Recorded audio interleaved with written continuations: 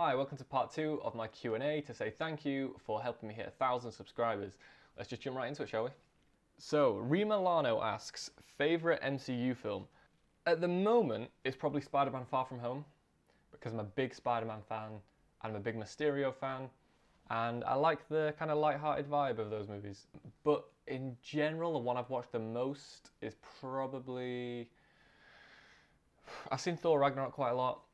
I've seen the first Guardians a lot, and I've probably seen the first Avengers a lot as well. And I have a weird soft spot for Civil War, because that was kind of the first MCU film that came out while I was like really on board. Like before that, I kind of joined the MCU quite late, and that was the first film that I remember being like super hyped to see, and then seeing Spider-Man for the first time and Black Panther. And at the time, it's crazy to think about now, but at the time that airport battle sequence was like a massive thing on it, and now it's just like a little fucking scuffle. But so I have all those. Marky asks, what should movie studios do about pandemics? Should they move the releases to 2021? What should they do about award season, etc.?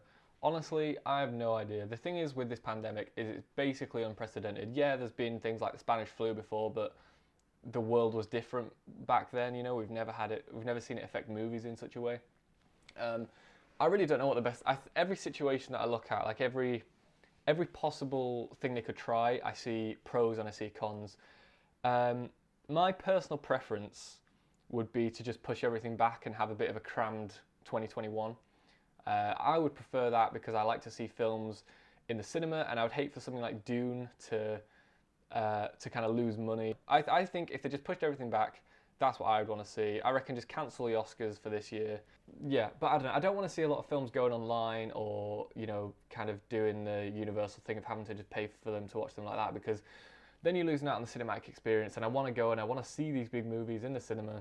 And so I think I'd rather just wait till 2021, just have a really crammed year, really fucking stacked awards season. All right, Andre Lopez asks, you can watch one film on repeat for the rest of your life, what would it be? So I have a few potential answers for this. I think Dazed and Confused would be a good one because it's a hangout movie, and you know, if you're watching one thing forever, you probably want to kind of feel like you're hanging out with your mates and you want to like the characters, so that'd be a good one. And it's got a great soundtrack as well, so that'd be good. School of Rock, I think, is a really easy movie that I've already watched a bunch of times, and I can just stick on in the background, and it's really easy to watch, and again, it's got a good soundtrack and a fantastic lead performance from Jack Black. I think Back to the Future would be a good one. I think Shaun of the Dead and Hot Fuzz, since they're the two that I've watched the most anyway. If I have to pick one right now, I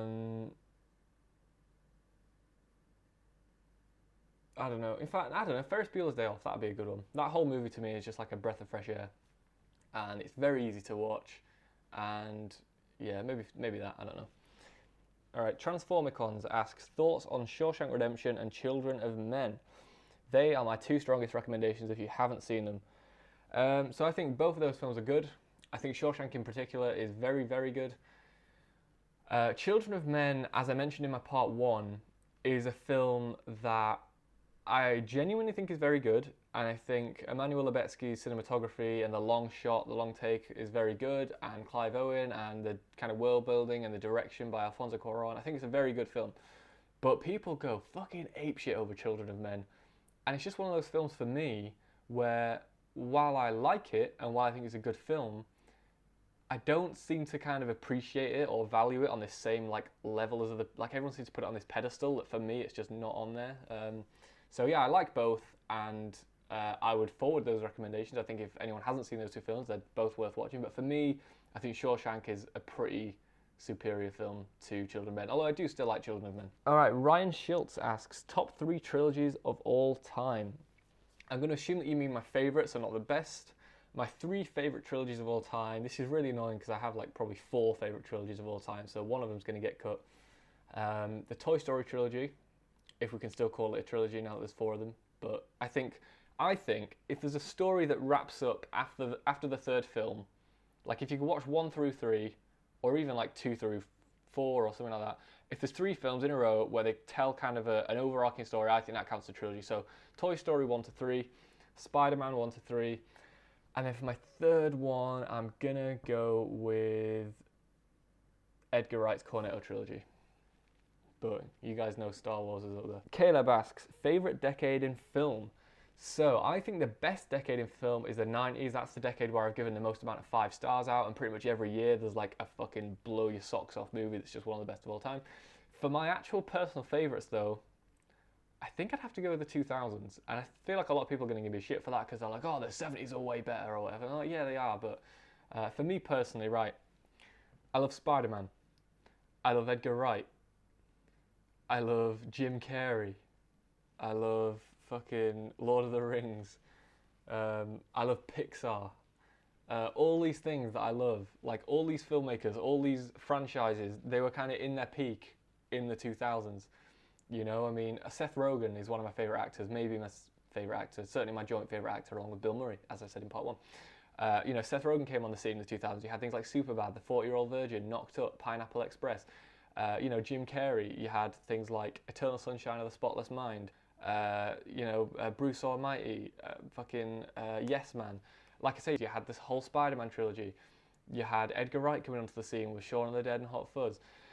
You had Pixar movies, you had Monsters Inc., Finding Nemo, The Incredibles, Ratatouille, Up, WALL-E. Yeah, I think for me personally, as trashy an answer as it probably is, the 2000s. And Nolan came into, you know, Nolan hit the scene with the 2000s. He has Memento, Batman Begins, The Prestige, The Dark Knight. So yeah, for me, probably the 2000s. And I do have a soft spot for the 80s, and I have a lot of nostalgia for 80s movies because I just do, you know, so films like The Goonies or The Princess Bride or Ghostbusters or Ferris Bueller's Day Off or Die Hard or Planes, Trains and Automobiles, because I love John Hughes, he's one of my favourite directors, or The Empire Strikes Back or anything like that. So yeah, a lot of movies from the 80s that I really like as well. But probably the 2000s would be my answer. So Caleb, again, asks, so he says, the Coens, Nolans, Safdies or Wachowskis. So my actual favourite pair of filmmaking siblings, probably the Weinsteins. But if I have to pick one up, I'm joking, please, I'm joking. No. My actual favourite filmmaking siblings are probably the Farrelly brothers. But if I had to pick one off that list, I would probably go with either the, I don't know, the Safdies or the Coens. I'm going to go with the Coens because I love The Big Lebowski, I love Raising Arizona, and I like Fargo, and I think No Country for Old Men is really good. So yeah, I'm going to go with the Coens, I think, but the Safdies get the honourable mention. A Friendly Pup asks, Quentin Tarantino or Paul Thomas Anderson, and your favourite from both? Quentin Tarantino for me over Paul Thomas Anderson. I think Paul Thomas Anderson's better, but Tarantino's my personal preference. My favourite from each. So my favourite Quentin Tarantino movie is Django Unchained. My favourite Paul Thomas Anderson movie, I kind of have 3 that I like more than, or maybe 4. I actually don't know. I have a real soft spot for Hard 8, or Sydney, depending on what you want to call it, but I think a lot of Paul Thomas Anderson, maybe not his fans, but people who are kind of aware and they've seen There Will Be Blood and, you know, whatever else, I think a lot of them haven't seen Hard 8, which I would really recommend. It kind of feels like an early Tarantino film. But yeah, Hard 8 I think is really good. And then I have a real soft spot for The Master because I think 2 of the best performances I've ever seen are in that movie. And then Inherent Vice is one where it took me a while to appreciate Inherent Vice. It took me a few watches, but I love stoner comedies and I love kind of like neon drenched movies. Peter17 asks, Scorsese or Fincher? I think probably Scorsese. I think both of those filmmakers are in the top 5 working today. Fincher wise, I love Fight Club. Scorsese wise, I really like The Wolf of Wall Street and The Departed. So if I could only ever watch Fight Club or The Wolf of Wall Street and The Departed, I think I'd go with The Wolf of Wall Street and The Departed. So I'm going to go Scorsese, but I do love Fight Club. Miss Hellblazer, what a fucking cool last name that is, asks, best film villains / antagonists. So I have quite a lot of these. Some obvious ones like Heath Ledger's Joker, as I mentioned before, Hans Landa in Inglourious Bastards, Anton Chigurh in No Country for Old Men. I think the T-1000 in Terminator 2 Judgment Day is one that deserves to be up there. You know, I'd have to say Joaquin Phoenix's Joker. A villain that I think does not get the credit they deserve, and that could be applicable to T-1000 as well, but I think Bane doesn't get the credit he deserves because he had to follow up Heath Ledger as the Joker. And the fact that we don't shit all over him really is a testament to how good he is, because any villain, like directly following up Heath Ledger's Joker, is bound to be shit all over. As we saw with, fucking Jared Leto taking on the role of the Joker. And I think the fact that no one shits all over Bane, and yeah, I don't know, I think Bane is a really good villain. And I think if it hadn't been for Heath Ledger being absolutely just next level shit, I think Bane would probably be considered one of the best comic book villains. Comic book movie villains, but yeah. So I don't think he gets the love he deserves. And then Doc Ock from Spider-Man 2, Green Goblin from Spider-Man, more recently Mysterio, Thanos, Hannibal Lecter out of Silence of the Lambs, and then two that scared me as a child were the Wicked Witch of the West from The Wizard of Oz, and the Child Catcher from Chitty Chitty Bang Bang. Duncan asks, favourite non-Disney or DreamWorks animated picture? Spider-Man Into the Spider-Verse, maybe, or Kubo and the Two Strings, the Lego Batman movie, The Iron Giant, Batman Mask of the Phantasm. There are a few. Alright, Citizen Bane. 3 filmmakers you would like to have dinner with. Kevin Smith has to be one. I'll probably say Taika Waititi as well, because he seems just so funny and so legit. And then Edgar Wright. Although, I've just realised, Seth Rogen is actually a filmmaker, because he directed This Is the End, and I think maybe he's directed like one of the Neighbours movies or something. So technically Seth Rogen's a filmmaker, so actually maybe I'd say Kevin Smith, Seth Rogen, and Edgar Wright?